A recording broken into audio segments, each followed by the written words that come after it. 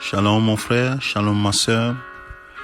Ma joie est grande ce matin de pouvoir enregistrer cet audio pour rendre grâce à mon Seigneur, à mon Dieu, pour sa fidélité, son amour envers moi, envers vous mes frères, vous mes sœurs, qui durant toute cette année avez supporté ma voix au travers ces audios d'encouragement à marcher dans les voies du Seigneur, ces audios de consolation, mais également de prise de conscience des réalités spirituelles que nous vivons. Bien-aimés, je vous aime dans le Seigneur. Et tous ces moments que nous avons passés sont des moments bénis. Certainement, vous avez été fortifiés par certaines paroles. D'autres vous ont réveillé, d'autres encore vous ont rendu, vous ont changé, ont pu vous changer vos décisions. Et je voudrais rendre grâce au Seigneur pour cela. Bien-aimés, c'est pour l'œuvre du Seigneur que nous faisons tout ça. C'est pour les bonnes grâces, c'est pour que Dieu puisse rentrer dans la vie de chacun, puisse conduire nos vies parce que Jésus est à la porte. Et en ces derniers jours de l'année 2021, j'aimerais véritablement te rappeler quelques paroles du Seigneur que le Saint-Esprit a donné à l'apôtre Paul, qu'il a écrit aux Thessaloniciens dans 1 Thessaloniciens chapitre 5. Je vais te lire ces paroles qui ne viennent pas de moi, mais que je considère comme étant les paroles du Seigneur pour toi et moi ce matin.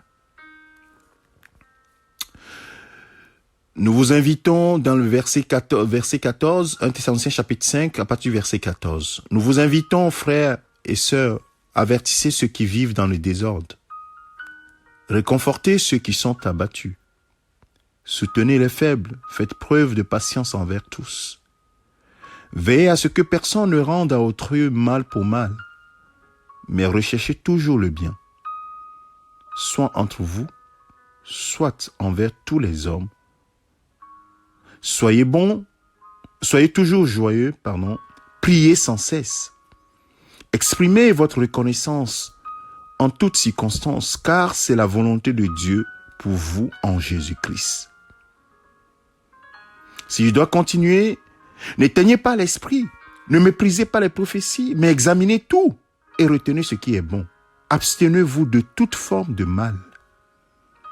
Que le Dieu de paix vous conduise lui-même à une sainteté totale et que tout votre être, l'esprit, l'âme et le corps soient conservés irréprochables lors du retour de notre Seigneur Jésus-Christ.